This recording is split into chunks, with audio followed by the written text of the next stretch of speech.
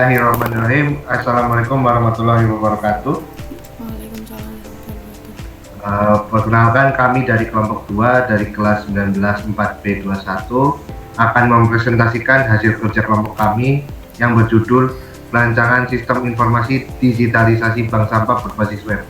Adapun anggotanya terdiri dari saya sendiri, Anissa Mirfaul Hakim, kemudian ada Fatal Qorib, Qurratul Aini Nur Asmi, dan Meliana Dwi Konita. Untuk latar belakang akan disampaikan oleh Qurratul Aini. Baik, terima kasih Anizar. Yang pertama, latar belakang dari kenapa kita membuat sistem informasi digitalisasi bank sampah berbasis web itu. Yang pertama, bank sampah sendiri merupakan sistem pengelolaan sampah berbasis masyarakat yang memberikan nilai ekonomi dari sampah daur ulang. Namun mayoritas masih dikelola secara manual, diantaranya data nasabah dan transaksi rawan hilang dan tidak akurat. Proses monitoring saldo dan setoran yang sulit dilakukan. Terus minim transparansi informasi bagi nasabah.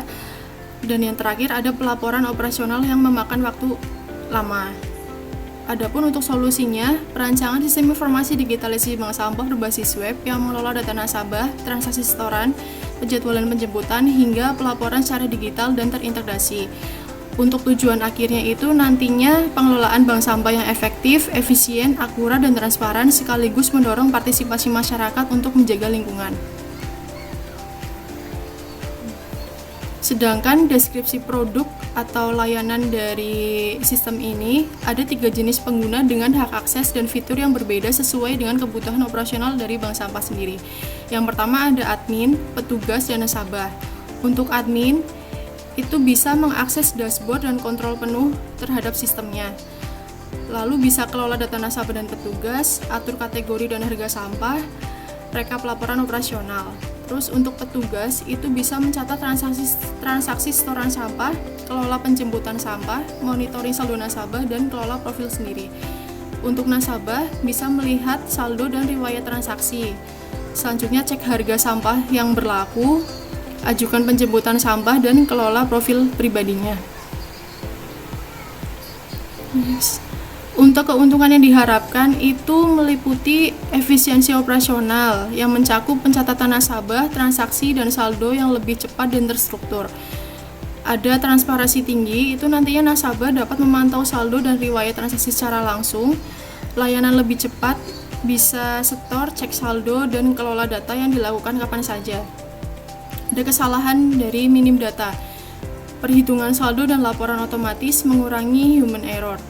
Monitoring real time, laporan otomatis mempermudah pengambilan keputusan, dan yang terakhir ramah lingkungan, yaitu bisa mendukung konsep paperless dan digitalisasi administrasi.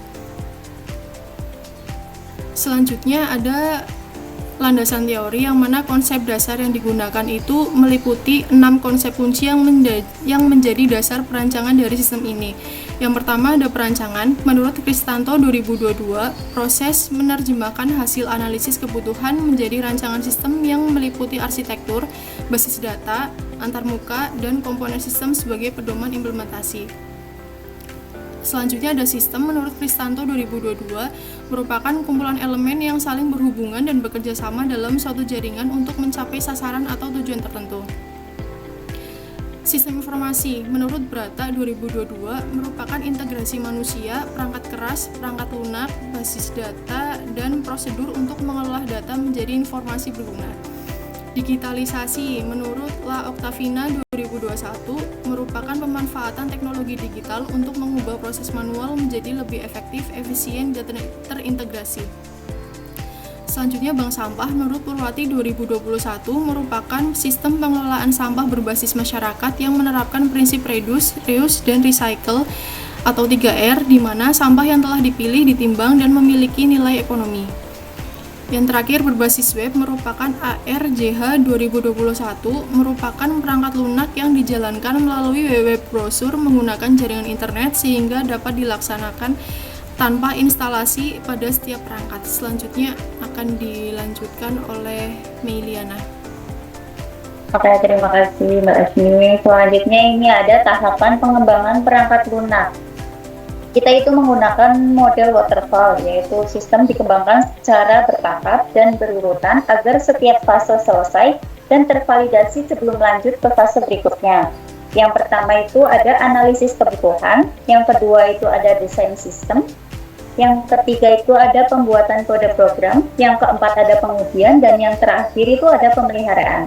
Dan sebelah ini ada ERD dari sistem bank sampah digitalisasi, yaitu digambarkan untuk menggambarkan hubungan antar entitas dalam basis data yang digunakan pada sistem, struktur database dengan tabel user, transaksi, jenis sampah, mutasi saldo, penarikan, dan request jemput, relasi didominasi one-to-many. Oke, selanjutnya ini ada use case diagram. Itu ada 3. Ada use case admin, use case petugas, dan use case nasabah. Untuk use case admin sendiri itu yang pertama ada login, kelola data user, kelola data nasabah, kelola data petugas, kelola jenis sampah, kelola harga sampah, kelola transaksi, kelola penarikan saldo, lihat laporan, kelola penjemputan, dan logout. Untuk use case petugas sendiri itu yang pertama login, kelola data penjemputan, konfirmasi penjemputan, input berat sampah, input transaksi nasabah, update status penjemputan, lihat data nasabah, dan logout.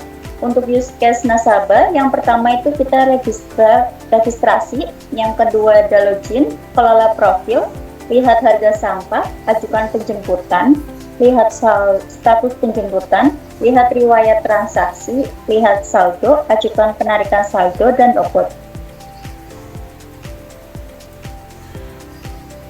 Selanjutnya ada desain sistem untuk activity diagram, menggambarkan alur proses utama sistem dari login hingga transaksi setor sampah.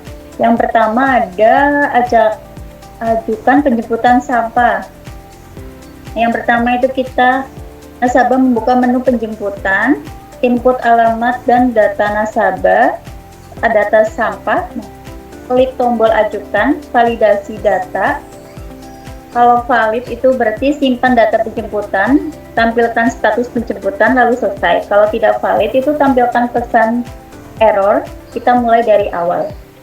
Untuk input transaksi sampah yang pertama itu mulai, petugas membuka menu transaksi, input data transaksi, sistem menghitung total harga, simpan transaksi, update saldo nasabah, transaksi data, tampilkan data transaksi lalu selesai. Yang ketiga ini ada activity diagram penarikan saldo. Yang pertama itu mulai nasabah membuka menu penarikan, input nominal penarikan, sistem cek saldo. Kalau cukup saldonya itu simpan data penarikan, tampilkan status penarikan lalu selesai. Yang kalau tidak cukup saldonya itu tampilkan pesan saldo kurang, lalu mulai dari